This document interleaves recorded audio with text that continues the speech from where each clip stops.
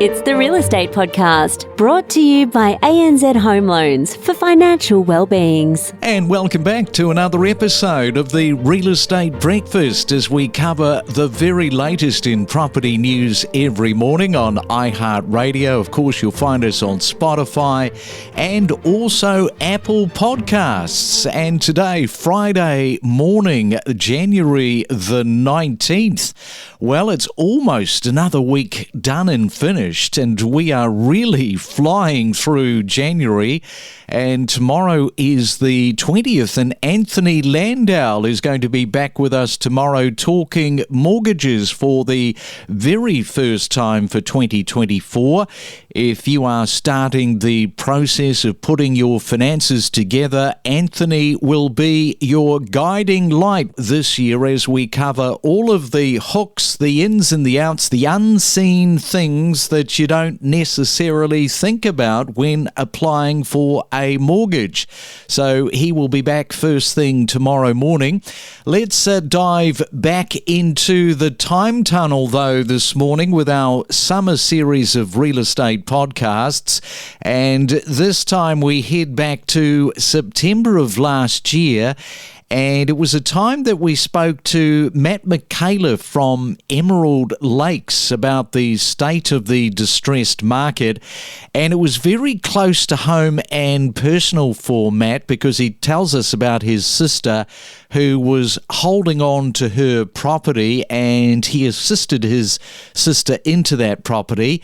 Rob Doorey is also here from Apollo Auctions there on the Gold Coast.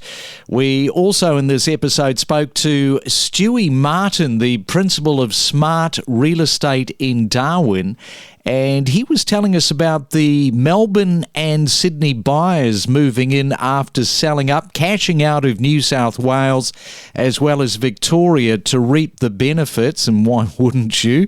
And also Jonathon Kiritsis is in from Adelaide, and he talks about the different nationalities finding their way into Adelaide, and the property searches by overseas buyers is immense, with of course the detailed property reports, the data that is available. So that is all coming up as part of our summer series, and we'll do that next. Ready to take your real estate knowledge to the next level? So are we. We look forward to 2024 with more real estate stories and more property news. You're listening to the Summer Series on the Real Estate Podcast. My sister's in this position too. So she's actually just bought a property, a townhouse 2 years ago. Prior to that, she was renting, and we're having, daily conversations with her about what the plan is, what should she do moving forward. So our heart definitely goes out to them, and we're not only affected through clients, but also through staff members here, whilst also close family members are also feeling the pinch. Must be hard in terms of being in the game of real estate, and your poor old sister there, she made the commitment, no doubt got a lot of great advice from you at the time, and then the market changes, and then you're trying to sort of, I guess, keep her in a calm position and try and work your way out of it. Yeah, mate, 100%. I try to use my knowledge and expertise to actually get her into the market, and I'm trying to do that now to keep her, holding her asset if we can. The plus side is she's probably made 200 grand on top of the sale price there. So we as a family have some tough decisions to make on, whether she does cash in with the 200,000 and what that means to her. How long will she be waiting to get back into the property market, or if we can help her, sustain the asset there. Tell you what, you're sort of biting off quite a bit too, because you've only recently, as I understand it, started your own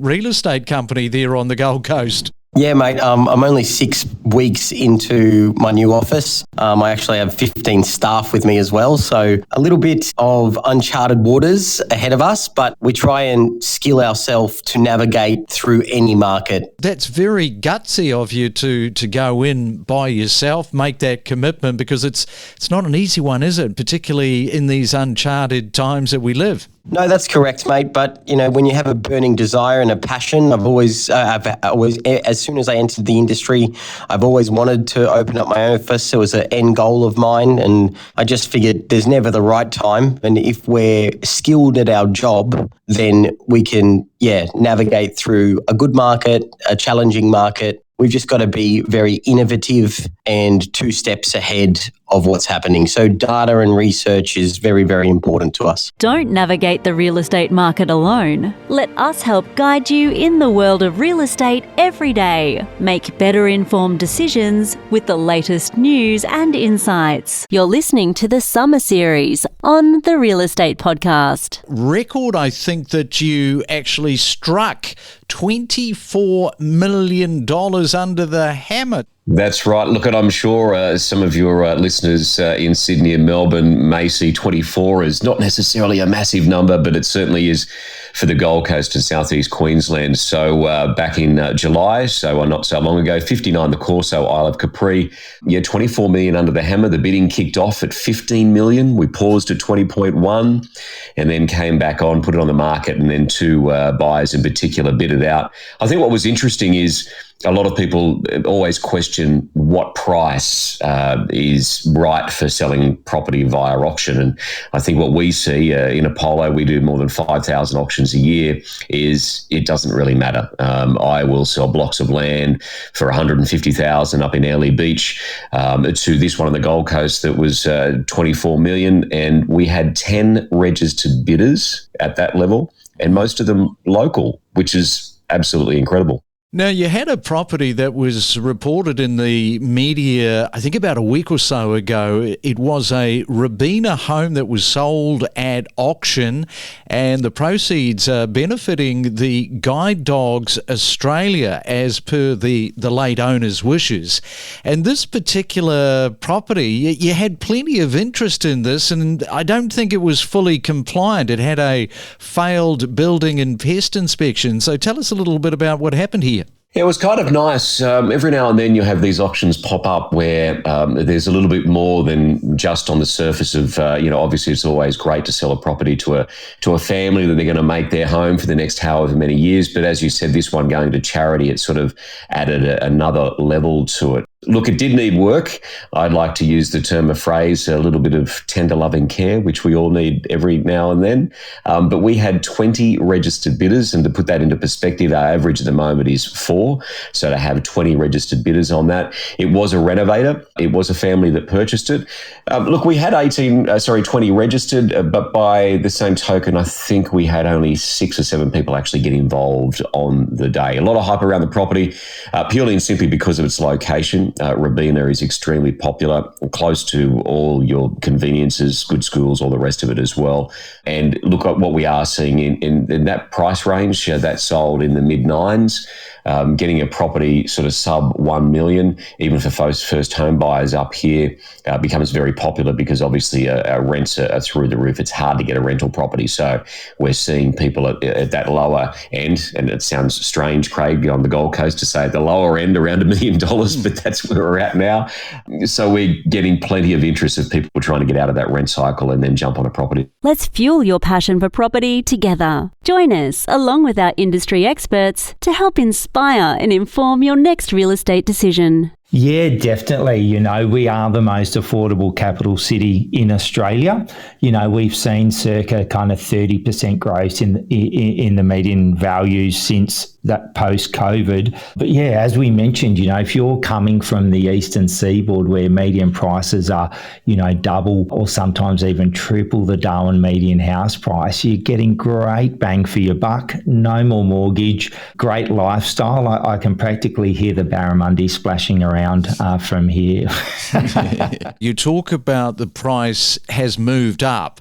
This area of Larrakia, now if you have a look at the housing market there, that has surged by around 32.5%, which is a massive rise. Humpty-Doo, where everybody wants to live, of course, that has risen by 29.2%, and Virginia also 26.4%. So some areas there of massive growth. Yeah, definitely. The Darwin market has really bucked the national trend. We've remained incredibly resilient throughout the interest rate rises. I think it comes back to that typical real estate growth cycle where, you see kind of 5 to 7 years of capital growth from the bottom of the market, which ours was, just prior to COVID. A bit about those suburbs. Larrakia has always been a premium suburb. It's very, very close to the Darwin CBD. Some of the properties do have harbour views. It's really quiet and some beautiful tropical streets. While as Howard Springs and Virginia, they're our rural suburbs. They're typically 2.5 or 5 acre block, but still quite close to the delights of, Coolangatta and Palmerston. So you can kind of live on 5 acres and in 10 or 15 minutes time, go and enjoy a cafe or a restaurant, half an hour drive to, some camping and fishing spots as well. And Stewie, I just want to come back to what you're talking about with those blocks. How much of a factor is that with your experience where you've seen people come in from Melbourne and from Sydney, they've quit their property and they've looked for that larger lifestyle? How big a factor does that sort of weigh in for people moving interstate? Yeah, definitely. This tree change that we've seen since COVID, I don't believe this trend is going anywhere. People are wanting larger blocks. They're wanting, more land. They're wanting to be further away from their neighbours. Typically, I think they're in kind of quieter locations as well. If you're serious about real estate, we're serious about delivering the most comprehensive property information every week. You're listening to the Summer Series on the Real Estate Podcast. I think Adelaide, it just hasn't been on the radar for so long. And now we're finding, overseas transfers. We're finding families that are relocating back. For example, if they're in their 40s, the kids at the time might have gone to school and, careers have taken them overseas and all of a sudden they're relocating back. I showed a family through a property last week that are relocating from Brussels in Belgium and they went to school here in Adelaide. So it's one of those things where all of a sudden they think it's value for money. They feel that the living options for their family just work, and they've been, casing the market for quite some time. They've been looking at what's been happening with our prices and they still feel that we're really affordable and that we've got a great, lift in our marketplace coming once again. We talk about the interstate movers.